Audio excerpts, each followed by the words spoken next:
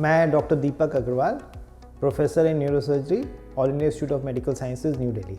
Sir, ये सिर की 3 सबसे आम चोटें कौन सी हैं? सिर की 3 प्रकार की चोटें होती हैं। एक होती है माइनर हेड इंजरी, फिर मॉडरेट हेड इंजरी और फिर तीसरी है सीवियर हेड इंजरी या गंभीर सिर की चोट।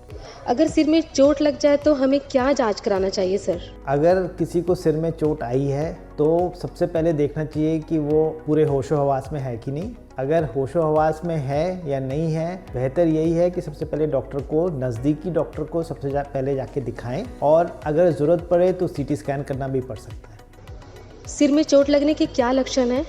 सिर की चोट का मरीज़ जो है उसको सिर में दर्द हो सकता है, उल्टी आ सकती है, कान या नाक से खून बह सकता है और बेहोशी हो सकती है, जो चाहे 1 सेकंड के लिए हो, चाहे 1 घंटे के लिए हो।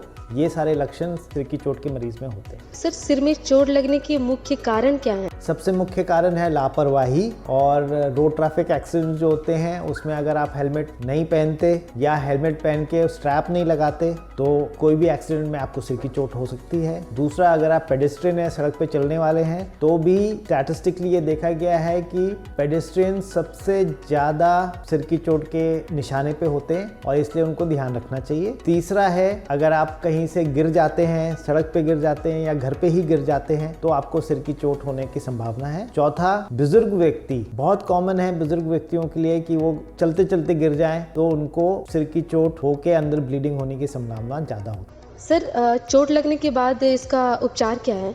सिर की चोट का उपचार डिपेंड करता है कि वो माइनर है, मॉडरेट है या सीवियर है। अगर माइनर है और मॉडरेट में ज़्यादा कुछ करना नहीं होता, यूजली उनको अस्पताल में 24 घंटे तक रखते हैं, फिर छुट्टी कर देते हैं। गंभीर चोट जो है उसका उपचार लंबा चलता है, हो सकता है ऑपरेशन भी करना पड़े और उसके बाद भी कई दिन या महीने अस्पताल में रहना पड़े। सर, हमें ये बताइए कि हमें पता कैसे चलेगा कि सिर में चोट लगने पर सिर के अंदर ब्लीडिंग हो रही है? हाँ, ये अच्छा सवाल है आपका। बाहर से देख के कुछ नहीं पता लगाया जा सकता, लेकिन अगर मरीज के बातचीत करने में कमी आ रही है, थोड़ा गफलाहट आ रही है और हो सकता है उसके हाथ पैरों में कमजोरी आ रही है, तो ये शक लगाया जा सकता है कि दिमाग में कुछ हो रहा है। पक्का अंदाज़ा सिर्फ सीटी स्कैन करने के बाद ही पता चलता है।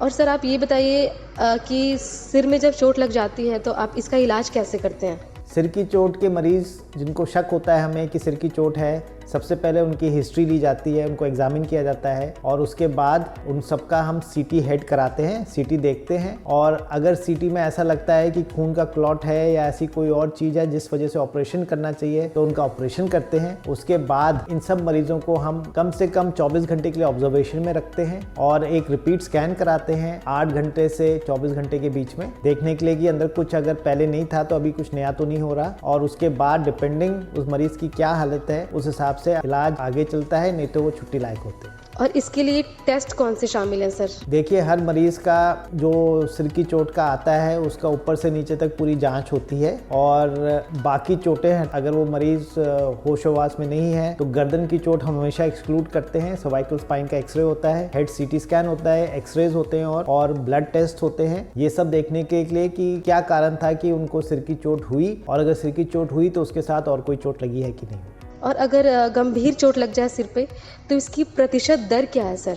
देखिए, हमारी जो इमरजेंसी है, एम्स ट्रॉमा सेंटर की इमरजेंसी, उसमें लगभग 30% मरीज जो होते हैं वो सिर की चोट के आते हैं। तो अगर 200-250 मरीज आ रहे हैं हर दिन तो आप सोचिए 60 से 90 मरीज जो हैं सिर की चोट के ही आ रहे हैं। इन सिर की चोट के मरीज में से 80 से 90% मरीज जो होते हैं वो होते हैं माइनर हेड इंजरी, छोटी चोट, जिनको 24 घंटे ऑब्जर्वेशन में रखना चाहिए। 10% ऐसे होते हैं मॉडरेट हेड इंजरी, जिनको भर्ती करके रखना चाहिए और 1 से 2% होते हैं सीवियर हेड इंजरी, गंभीर सिर की चोट, जिनको काफी दिन या महीने अस्पताल में गुजारने पड़ सकते हैं।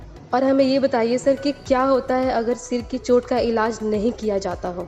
अगर सिर की चोट का इलाज ना हो और मरीज के अंदर खून का क्लॉट रह सकता है जो उसके दिमागी संतुलन को खराब कर सकता है, मेमोरी डिस्टर्बेंसेस कर सकता है और हाथ पैर में लकवा जैसे सिम्टम्स आ सकते हैं, और अगर गहरी चोट है तो जानलेवा भी हो सकता है।